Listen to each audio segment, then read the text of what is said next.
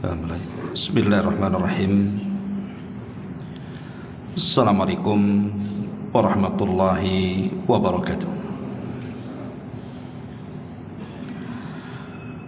Alhamdulillahilladzi bi ni'matihi tatimmus shalihat.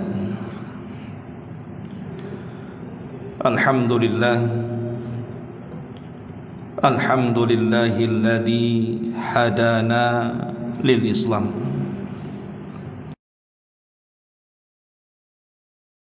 Bila syarika lah. Wa asyhadu anna Muhammadan abduhu wa rasuluhu alladzi la nabiyya ba'dah, amma ba'du. Hadirin dan hadirat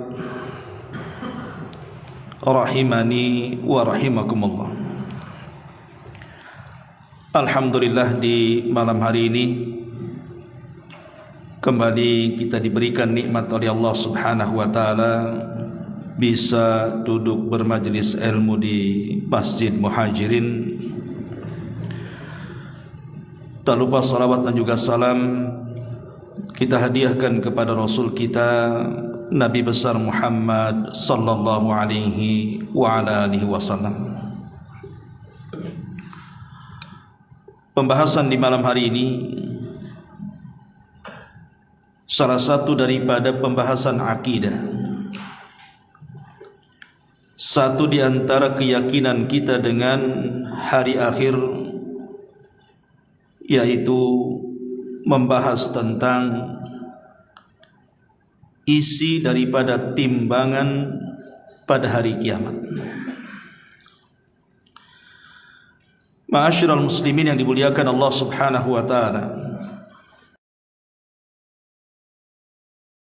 Karim tepat pada surah Al-Anbiya ayat 47. Allah Subhanahu wa taala berfirman, "Wa nadha'ul mawazinal qista liyaumil qiyamah fala tadlamu nafsun syai'an wa in kana mithqala habbatin min khardalin ataina biha wa kafa bina hasibin." Wa nadha'ul mawazinal qista liyaumil qiyamah, kami akan memasang timbangan yang tepat pada hari kiamat. Fala tudlam nafsun syai'a, maka tidaklah dirugikan seseorang barang sedikit pun pada hari itu. Wa in kana mithqala habbatin min khardalin, jika amalan itu hanya seberat biji sawi, ataina biha, pasti kami akan mendatangkan pahalanya. Wa kafa bina hasibin, dan cukuplah kami sebagai pembuat perhitungan, kata Allah. Di dalam ayat ini Allah Subhanahu wa taala menjelaskan tentang keyakinan kita pada hari kiamat tentang adanya timbangan. Al-Imam Al-Qurtubi dalam tafsirnya mengatakan bahwa terjadinya timbangan pada hari kiamat itu setelah hisab. Jadi manusia dihisab dulu. Setelah selesai dihisab, sampai kepada pengambilan catatan. Ada yang mengambil catatannya dengan tangan kanannya, ada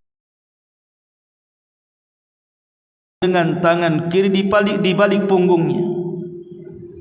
Karena kita tahu manusia di dunia ini terbagi menjadi tiga. Ada mukmin, ada kafir, dan munafik.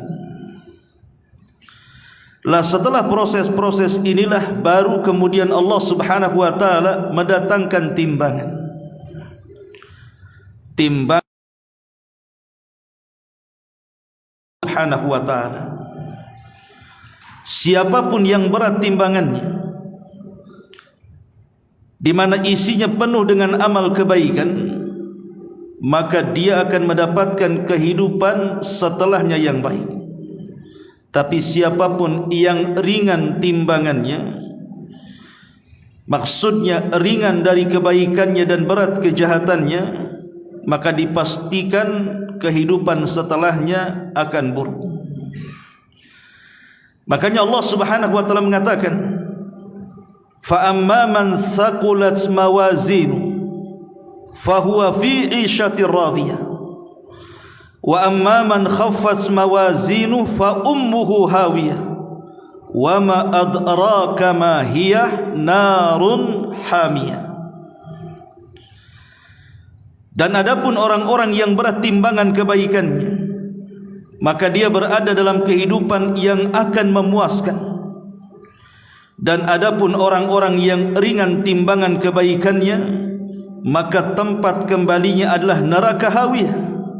Tahukah kamu apa neraka hawiyah itu? Dia adalah api yang sangat panas sekali. Ma'asyiral muslimin wal muslimat rahimani wa rahimakumullah. Lalu kenapa Allah Subhanahu wa taala menyiapkan timbangan pada hari kiamat? Apa hikmahnya? Pertama, disebutkan oleh para ulama, zuhuru athari asma'illahi wa sifati, untuk menampakkan pengaruh-pengaruh nama-nama Allah dan sifat-sifatnya. Al-Alim, Al-Khabir, di mana Allah zat yang maha mengetahui dan maha menyingkap segalanya. Di dunia terkadang ada orang yang beramal saleh dan dia bangga dengan amal saleh itu, tetapi hakikatnya tidak ada pahala di dalamnya. Boleh jadi karena dia beramal dengan amalan riyah, sum'ah dan ujub. Mungkin di mata manusia seolah-olah dia menjadi penghuni sorga karena kebaikannya yang tampak di hadapan mata. Tapi di hadapan Allah Subhanahu wa taala boleh jadi orang ini tidak membawa apapun untuk ditimbang di hadapannya. Karena timbangan itu menyingkap segalanya. Allah zat yang maha tahu dan maha menyingkap segalanya. Kebenaran ada pada sisi Allah Subhanahu wa taala, bukan ada pada diri kita. Ini yang pertama. Yang kedua, bayanu qudratihi ala hisabi khalqihi ala masaqili dzarri, menjelaskan tentang kuasa Allah Subhanahu wa taala atas hamba-hambanya, di mana Allah berkuasa untuk menghisab sampai kepada amalan yang terkecil yang dilakukan hamba-hambanya. Karena sekecil apapun amal saleh tetap ada berat pahalanya. Sebagaimana sekecil apapun perbuatan jahat tetap ada amalan dosanya. Maka dengan ada timbangan inilah semua amal itu akan bermanfaat. Makanya Nabi SAW sampai mengatakan, la tahkiranna minal ma'rufi syai'an, jangan kalian remehkan sekecil apapun amal saleh itu. Karena boleh jadi amal yang kecil itu justru ikhlas, dan amal besar itu justru tidak ikhlas. Tapi jangan dijadikan dalil kemudian, kalau gitu amal kecil saja Ustaz biar ikhlas, karena amal besar itu biasanya takut tidak ikhlas. Contoh umpamanya orang sedekah 100 juta dengan orang sedekah 1.000 rupiah, ikhlas mana kira-kira?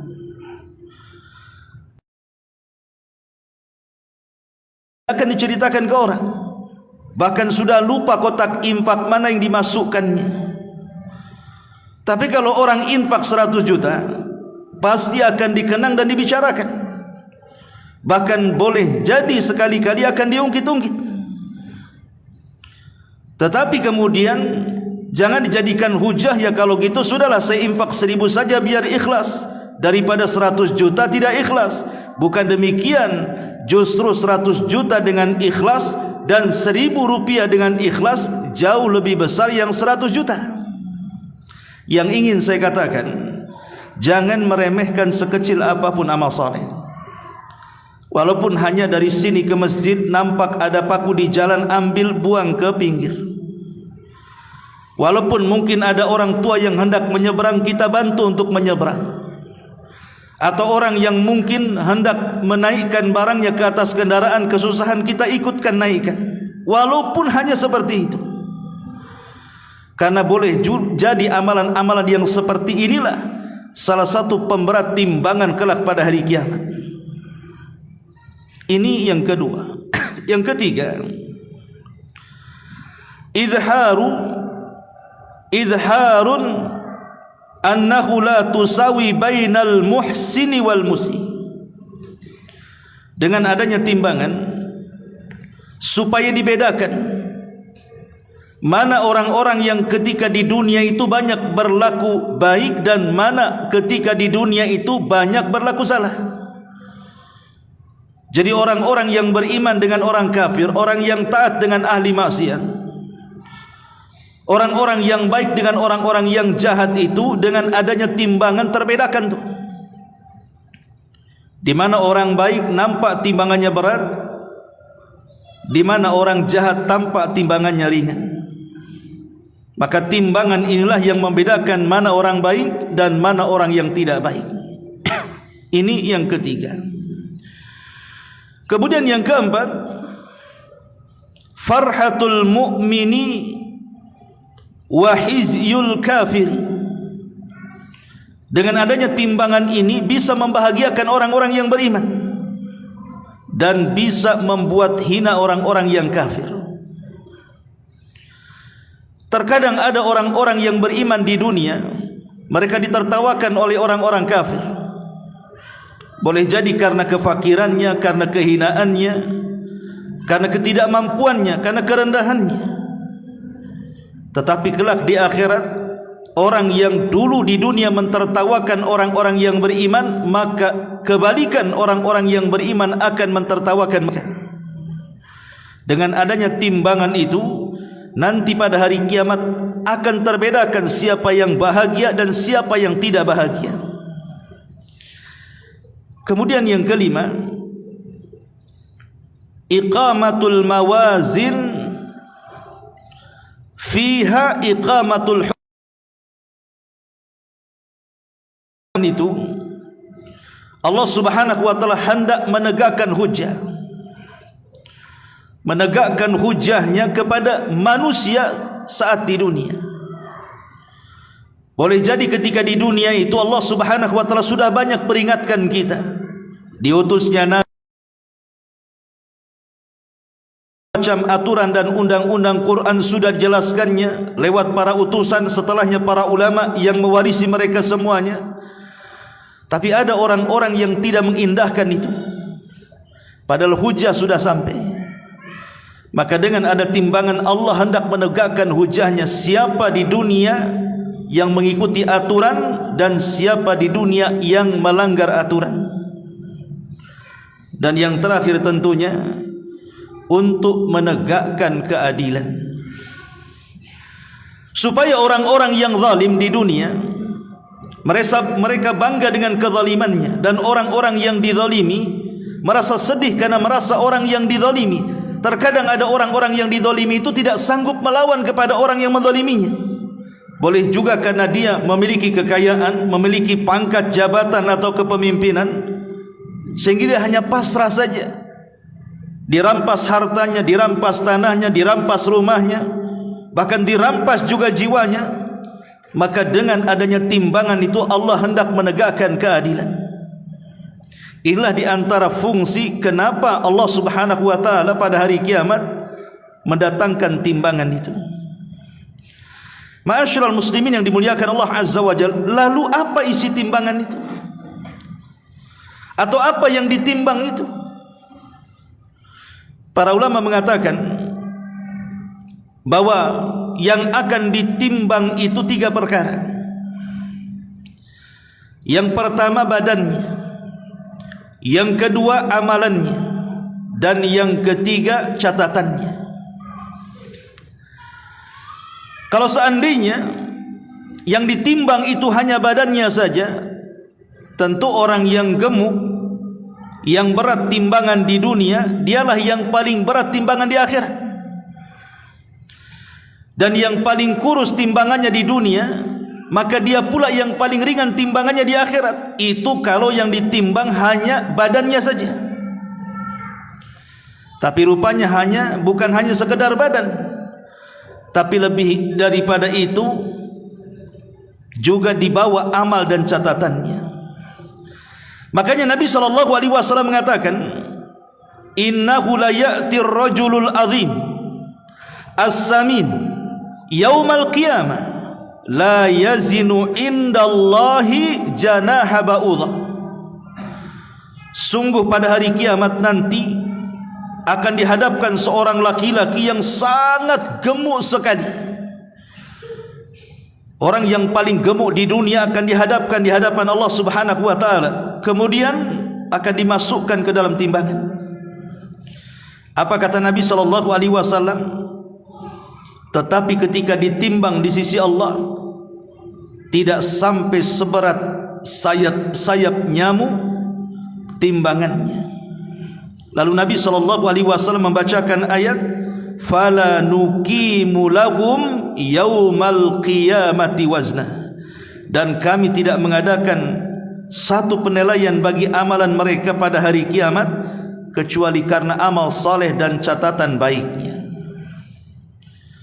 Bayangkan orang yang paling gemuk kemudian dimasukkan ke dalam timbangan, rupanya beratnya tidak lebih berat daripada sayap nyamuk, menjadi ringan. Artinya bukan badan yang memberatkan timbangan, hal kebaikan dia. Ma'asyiral muslimin yang dimuliakan Allah Azza wa Jalla, di zaman para sahabat ada seorang sahabat namanya Abdullah ibn Mas'ud radhiyallahu anhu. Abdullah ibn Mas'ud ini di antara sahabat yang paling ceking badannya, kurus kering, tulang hanya dibalut dengan kulit tanpa daging saking kurusnya. Satu hari Abdullah ibn Mas'ud ini naik ke atas pohon kurma untuk memanjat dan mengawinkan pohon kurma. Tiba-tiba angin datang, kemudian menyingkap pakaiannya sehingga tampak betisnya. Saking kurusnya betisnya Abdullah ibn Mas'ud, sahabat dari bawah yang menyaksikan mereka tertawa, mentertawakan betis Abdullah ibn Mas'ud radhiyallahu anhu yang sangat kurus sekali. Maka Nabi SAW datang dan mengatakan, kenapa kalian tertawakan betisnya Abdullah ibn Mas'ud? Walladhi nafsi biyadi lahuma athqal fil mizani min jabali Uhudin.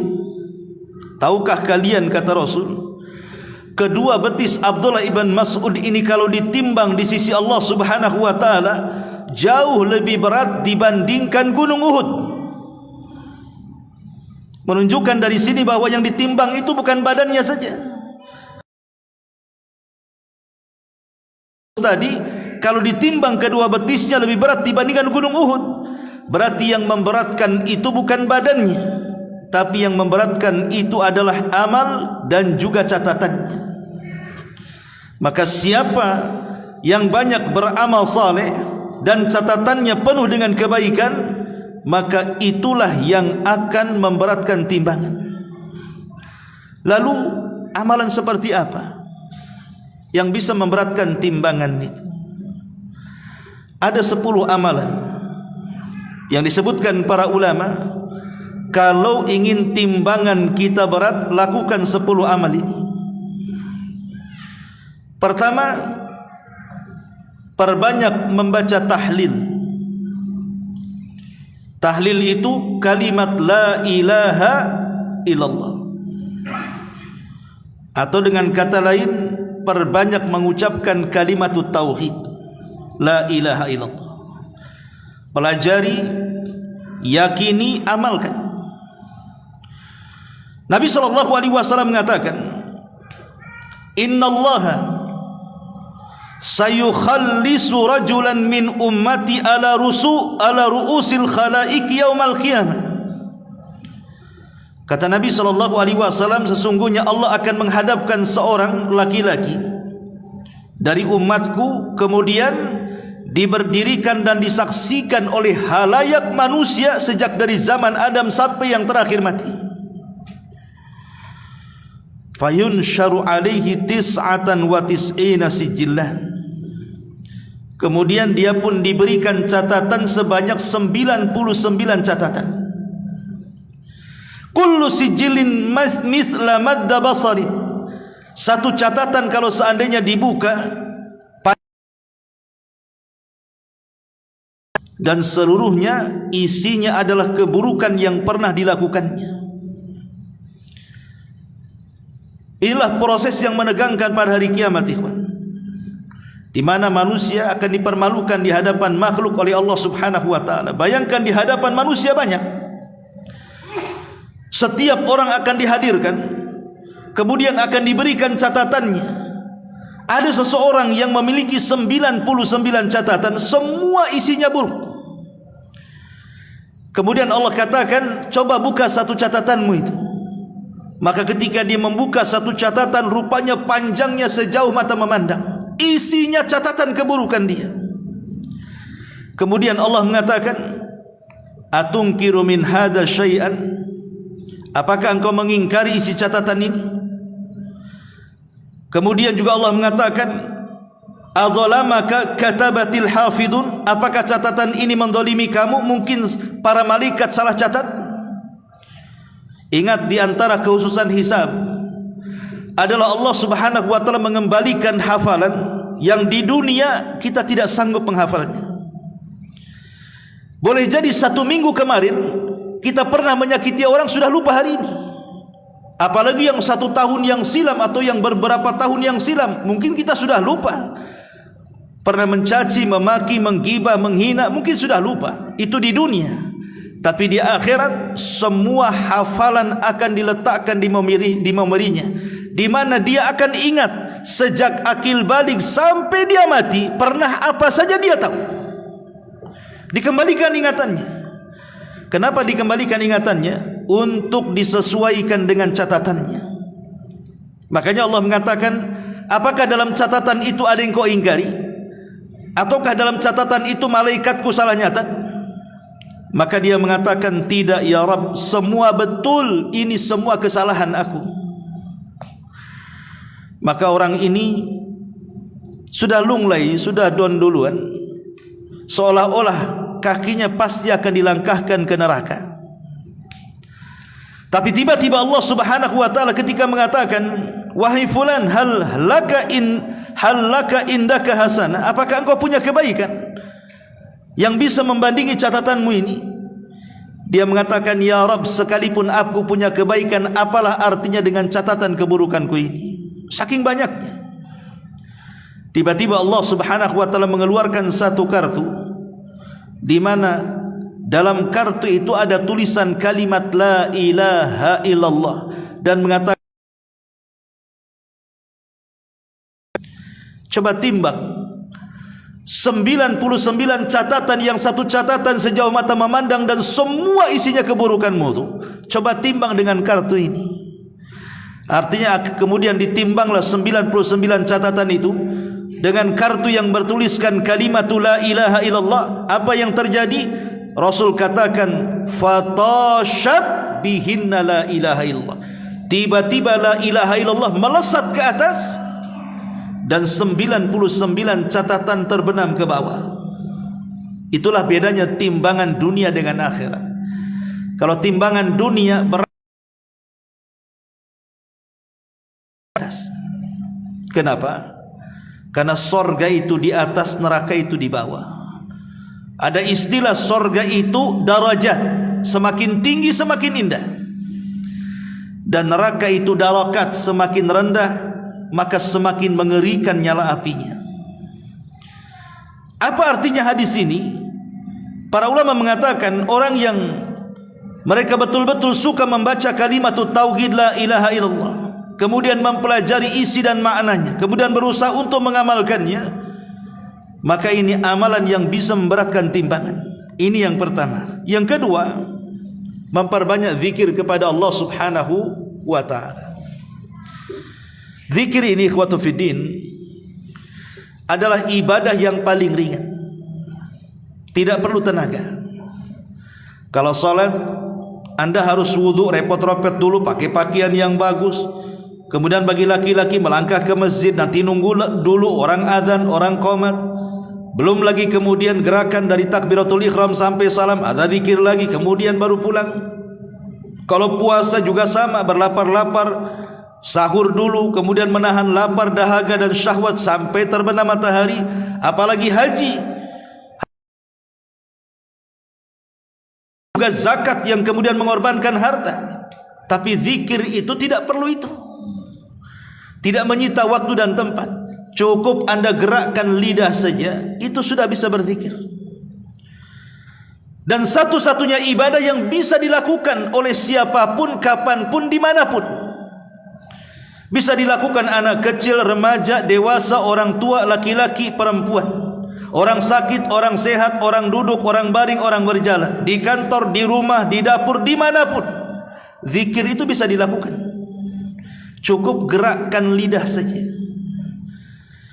Makanya Nabi SAW mengatakan, kalimatani khafifatani ala lisani thaqilatani fil mizani habibatani ala rahmani subhanallah wa bihamdi subhanallahil azim.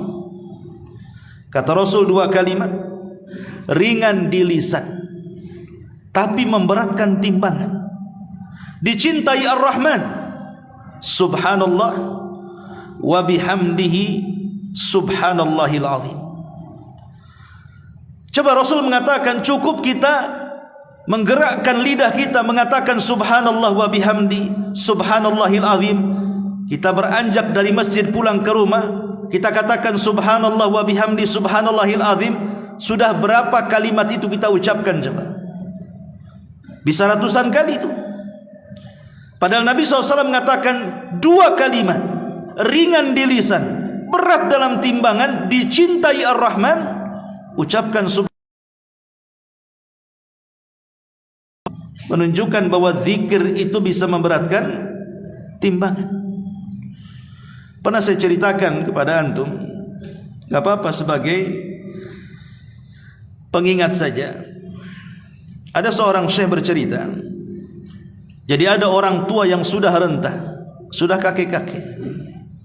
Kejadiannya di Riyadh sana, di Arab Saudi. Ada seorang kakek ini, dia bukan seorang ulama, dia orang awam, tapi suka sholat ke masjid dan selalu berada di saf yang pertama.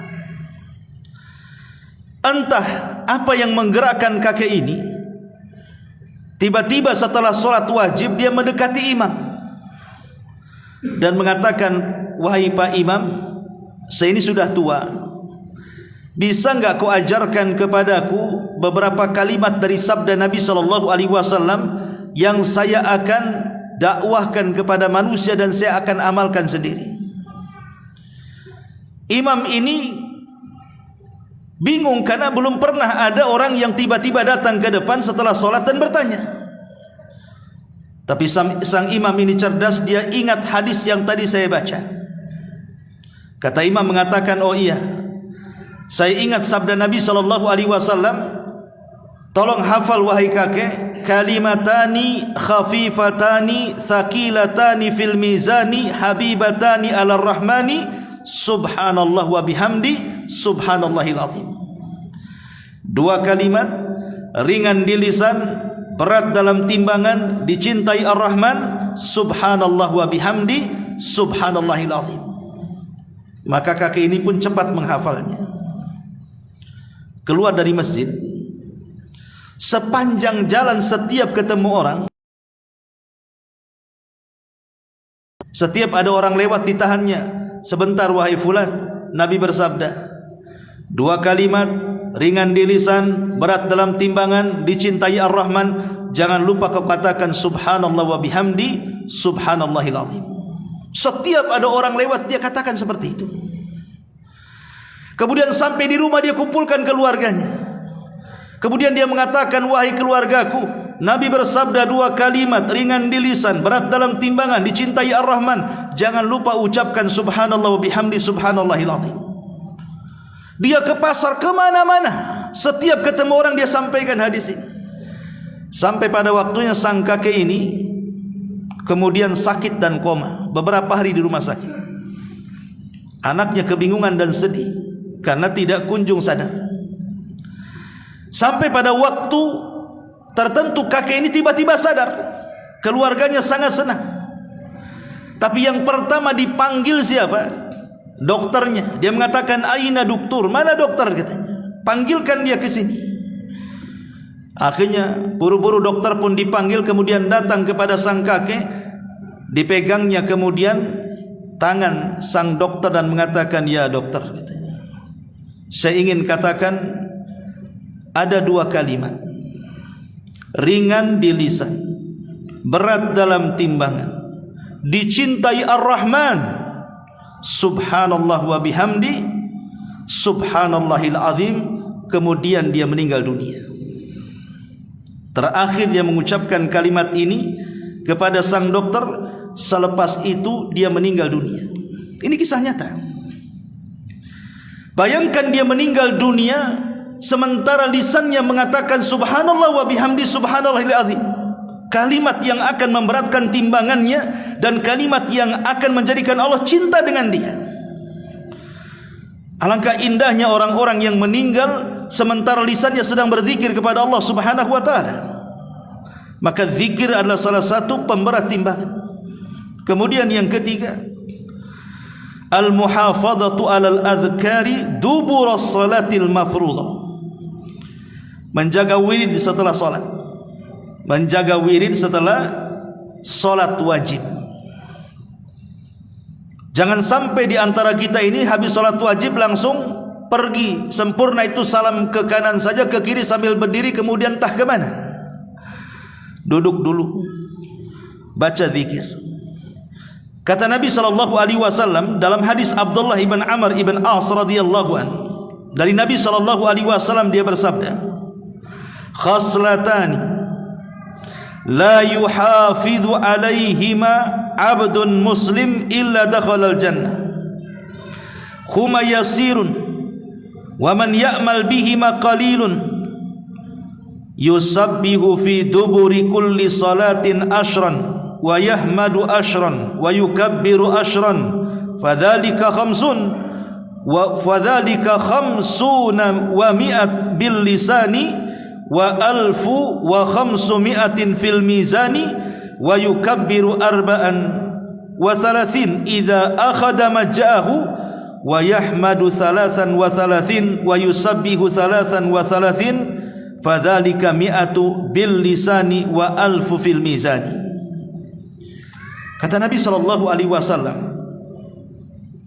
ada amalan yang bisa memudahkan orang masuk ke dalam surga. Amalan ini kecil, tidak berat. Kemudian Nabi SAW mengatakan, bertasbihlah setelah sholat wajib 10 kali. Bisa 33 kali, tapi paling tidak 10 kali. Jadi kalau lagi malas ya 10 kali, kalau lagi rajin ya 33 kali kan gitu. Kemudian wa yukabbiru ashran wa yahmadu ashran, kemudian membaca alhamdulillah 10 kali. Lagi malas ya, kalau lagi rajin 33 kali. Kemudian wa yukabbiru ashran, mengatakan Allahu Akbar 10 kali. Kalau lagi rajin 33 kali. Ya. Fadzalika khamsuna wa mi'atun fil mizan, maka pahalanya dia akan mendapatkan 500.000 pahala di dalam timbangan. 500.000 pahala di dalam timbangan orang yang berzikir setelah sholat. Artinya bahwa berzikir setelah sholat itu bisa memberatkan timbangan. Maka jangan sampai kemudian ditinggalkan. Apalagi istighfar setelah sholat itu penting. Kan setelah solat kita membaca astaghfirullahaladzim, astaghfirullahaladzim, astaghfirullahaladzim. Ini jangan sampai ditinggalkan. Kenapa demikian? Barangkali ketika kita solat kita kurang khusyuk. Barangkali ketika solat kita kurang tumanina. Barangkali ketika kita solat mungkin bacaan kita kurang fasih, sehingga akan banyak kekurangan dalam solat. Lah untuk menyempurnakan kekurangan-kekurangan dalam solat itu dengan cara membaca istighfar 3 kali setelah sholat. Baru kemudian tasbih, tahlil, tasbih, tahmid, takbir, tahlil.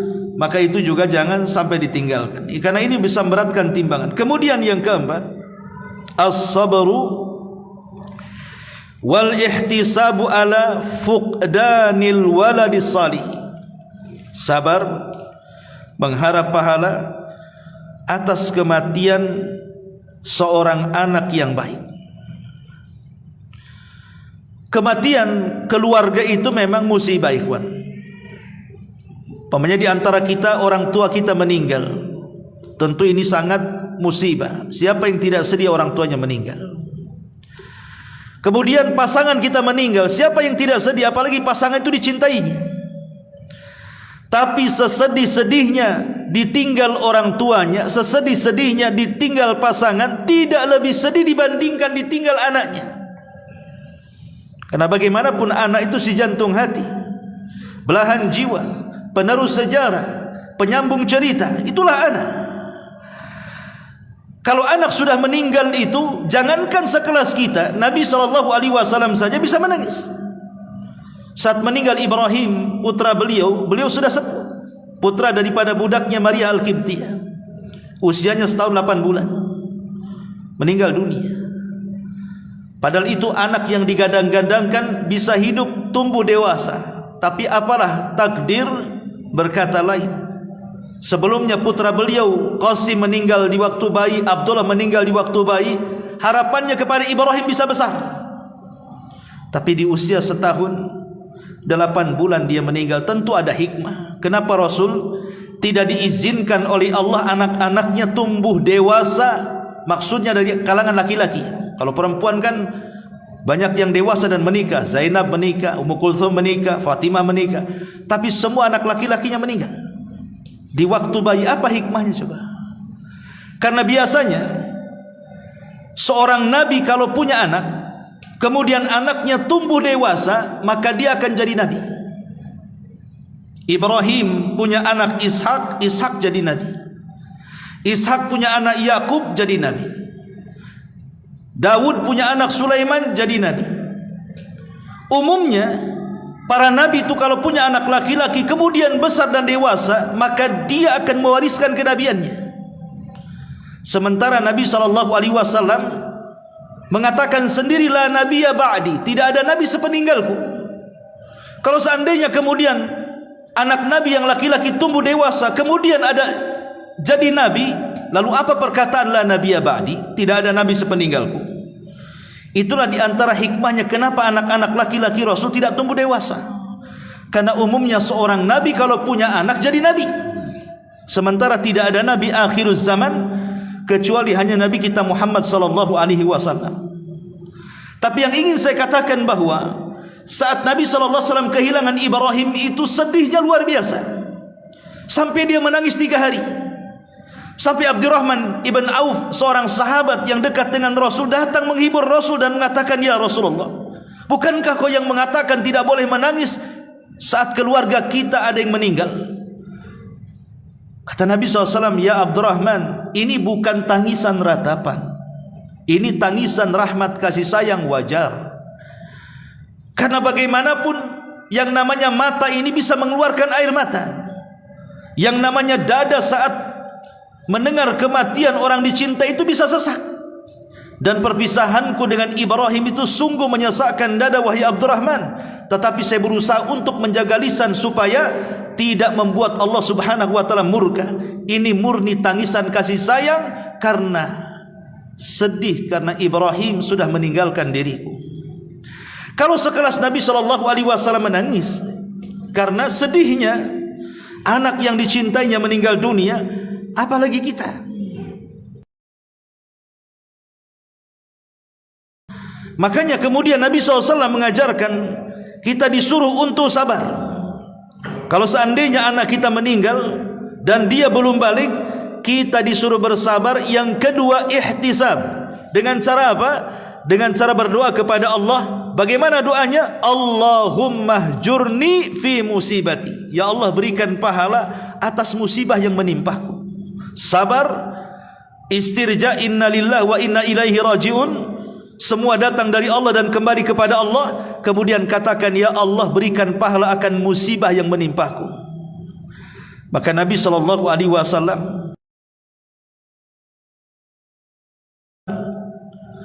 dari Maula Rasulullah SAW, Rasul pernah mengatakan, bakhin khamsun ma athqalahunna fil mizani la ilaha illallah wallahu akbar wa subhanallah walhamdulillah wal waladus salihu yutawaffa fayahtasibuhu walidahu. Kata Nabi SAW, beruntunglah timbangan kalian akan berat karena 5 perkara. Pertama, ucapan la ilaha illallah. Yang kedua, ucapan Allahu Akbar. Yang ketiga, ucapan subhanallah. Yang kelima, ucapan alhamdulillah. Yang keempat, ucapan alhamdulillah. Dan yang kelima, anak yang saleh yang meninggal dunia, maka orang tuanya berharap pahala karena musibah yang menimpanya. Itu bisa memberatkan timbangan.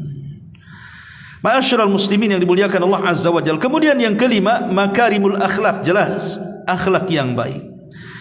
Kata Nabi SAW, ma min syai'in athqalu fil mizan min husnil khuluqi. Tidak ada sesuatu yang lebih memberatkan timbangan dibandingkan akhlak yang baik. Para ulama mengatakan akhlak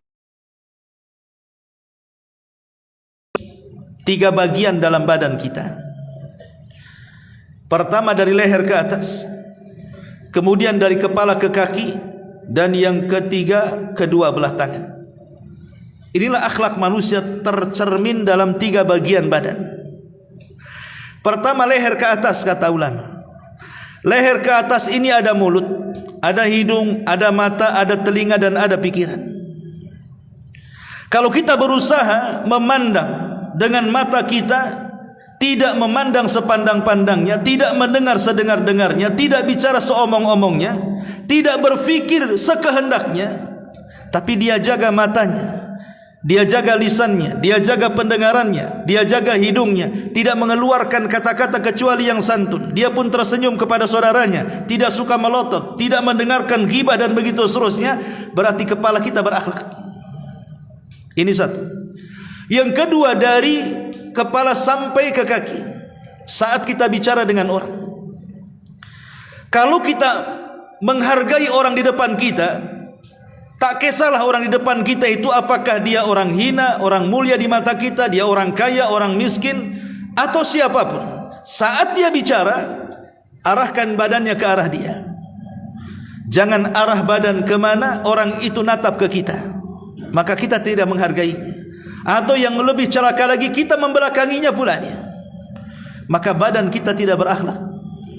Dan itu banyak orang-orang yang ketika tidak dihargai, terkadang badannya tidak mau dihadapkan ke badan kita.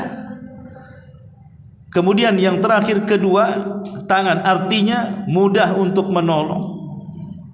Kedua tangan itu mudah untuk menolong, mengangkat, menolong orang, dan begitu seterusnya. Kemudian yang keenam, ittiba'ul janazati, berusaha untuk mengantarkan jenazah. Kata Nabi SAW, kalau hanya sekedar menyolatkan, maka kita hanya dapat 1 qiraat. Tapi kalau sampai kemudian mengantarkan jenazah sampai dikuburkan, maka kita dapat 2 qiraat. Apa itu qiraat? Qiraat itu pahala sebesar gunung Uhud. Berarti kalau 2 qiraat, berarti pahala sebesar 2 gunung Uhud. Makanya kalau ada orang meninggal itu jarang-jarang kita dapat pahala besar. Maka minimalnya solatkan, sebisa mungkin masuk ikut ke kuburan. Kalau antum ditakdirkan umroh, Kita tahu di Masjid Nabawi atau Masjidil Haram itu biasanya habis sholat 5 waktu mesti ada orang yang menyolatkan jenazah. Jangan sia-siakan. Bayangkan kalau kita berada di Masjidil Haram, kemudian imam ini mau sholat menyolatkan jenazah, sementara menyolatkan jenazah itu dapat 1 qirat, dan sholat di Masjidil Haram itu sebanding dengan 100.000 kali sholat dibandingkan masjid-masjid yang lainnya, berarti 100.000 qirat kita dapatkan. Kan sayang itu. Atau di Masjid Nabawi kan itu. Kalau itu tiap hari mesti 5 waktu mesti ada orang meninggal tuh. Mesti ada yang disalatkan kan setelah sholat wajib. Anda yang umrah mesti tahu. Kalau di Masjid Nabawi berarti kita ikut menyolatkan 1 kali saja sama dengan 1.000 kali sholat di Masjid Muhajirin. Berarti kalau kita menyolatkan jenazah di Masjid Nabawi mendapatkan 1.000 qirat, artinya 1.000 gunung Uhud. Dan itu bisa memberatkan timbangan itu. Ini yang ke-6. Kemudian yang nomor 7, as-sadaqatu minal kasbi thayyib. Bersedekah tapi dari harta yang halal, dari pekerjaan yang halal, bukan dari harta yang kotor atau pekerjaan yang kotor. Kata Nabi sallallahu alaihi wasallam, man tasaddaqa bi idli tamratin min kasbin tayyibin la yaqbalullahu illa tayyiba fa innallaha yaqbaluha bi yaminihi thumma yurabbiha li sahibihi kama yurabbi ahadukum fuluwa hatta takuna mithla jabal. Barang siapa yang bersedekah dengan sesuatu yang senilai dengan sebutir kurma dari usaha yang halal, bukan yang haram, sedangkan Allah tidak menerima kecuali yang baik, maka Allah akan menerima sedekahnya dengan tangan kanannya, kemudian mengembangkannya untuk pemiliknya seperti seseorang di antara kalian membesarkan kuda kecil hingga sedekahnya tersebut menjadi besar seperti gunung. Subhanallah.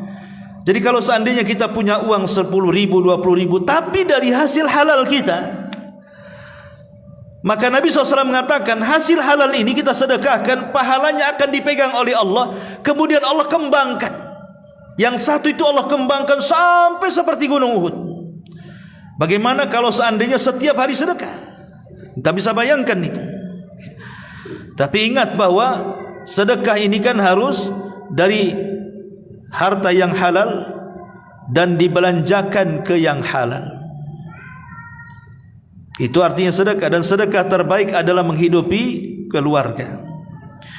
Kemudian yang nomor 8 adalah melaksanakan salat berjamaah. Nabi mengatakan salatul rajuli fil jama'ati tudha'afu ala salatihi fi baiti wa fi suqihi 25 dhifa wa fi riwayatin bi 27 darajatan. Salat berjamaah di masjid dibandingkan salat sendiri di rumah, maka bagaikan mendapatkan 25, dalam riwayat 27 derajat. Mana derajat di sini artinya pahala. Jadi semakin banyak salat berjamaah semakin banyak pahalanya dan semakin berat timbangannya dibandingkan salat sendirian. Apalagi salat berjamaah ini dorongannya banyak. Kita bisa salat sunnah, kita bisa berzikir, kita bisa mendengarkan kajian. Kalau di rumah terkadang kita habis salat langsung tidur, langsung main HP kan gitu ya, langsung kemana, kadang-kadang tidak sempat wirid pun. Belum lagi khusyuknya tidak teratur, kadang-kadang bacaannya pun seleranya yang pendek-pendek, surat-surat favorit, kulhu, inna dan begitu seterusnya. Tapi kalau di masjid kan tidak bisa karena ikut imam. Gak mungkin kita request sama imam, mam kulhu mam, ya terserah imam mau baca apa. Ya, ma'asyiral muslimin yang dimuliakan Allah Azza wa Jalla. Kemudian yang nomor 9, menjaga adab-adab ketika hari Jumat. Kata Nabi SAW, man igtasala yaumal jum'ah wa ghassala wa bakkara wa btakara wa dana wastama wa ansata kana lahu bi kulli khutwatin yakhuttuha ajru hasanatin siyamuha wa qiyamuha. Siapa yang mandi di hari Jumat, dari rumahnya dia sudah mandi, setelah sampai di masjid dia mendekat kepada khatib, dia dengarkan dengan seksama dan dia pun tidak bicara. maka setiap langkahnya dia akan mendapatkan satu pahala yang nilainya sama dengan puasa setahun dan solat malam setahun. Bayangkan, siapa yang bisa selama setahun solat malam atau setiap hari selama setahun puasa? Tapi cukup kita langkahkan kaki pagi-pagi di hari Jumat ke masjid dan dia berada di saf yang pertama karena dekat dengan khatib, maka seolah-olah dia mendapatkan pahala segudang, dan itu bisa memberatkan timbangan itu. Dan yang terakhir, ad-dilalatu alal khairi, seseorang yang mengajak manusia kepada kebaikan. Berdakwah bahasa kitanya, mengajak kepada kebaikan, karena dakwah itu kan multi level pahala. Semakin banyak yang kita sadarkan, semakin banyak pahala yang kita akan dapat. Kata Rasul, ad-dalu ala khairin kafaili. Orang-orang yang mengajak manusia kepada kebaikan, maka dia mendapatkan pahala orang yang melakukannya. Artinya, semakin banyak orang yang tersadarkan dengan dakwah kita, kemudian orang yang tersadarkan menyadarkan orang lain lagi, orang lain lagi menyadarkan orang lainnya lagi, maka sebanyak itu dia akan mendapatkan pahala, dan itu bisa memberatkan timbangan kita. Inilah 10 pahala yang bisa memberatkan timbangan kita. Adapun yang bisa meringankan timbangan, ingat 3 perkara jangan dilakukan. Riyah, beramal karena manusia. Yang kedua, sembunyi-sembunyi bermaksiat, tidak ada yang tahu kecuali dia dengan Allah. Dan yang ketiga, melakukan kezaliman yang merugikan orang lain, mencaci, memaki, menghina, menggibah dan yang semacamnya. Inilah diantara pembahasan kita isi timbangan pada hari kiamat. Mudah-mudahan ada manfaatnya. Subhanakallahumma bihamdika asyhadu an la ilaha illa anta astaghfiruka wa atubu ilaik. Allahu ta'ala alam. Assalamualaikum warahmatullahi wabarakatuh.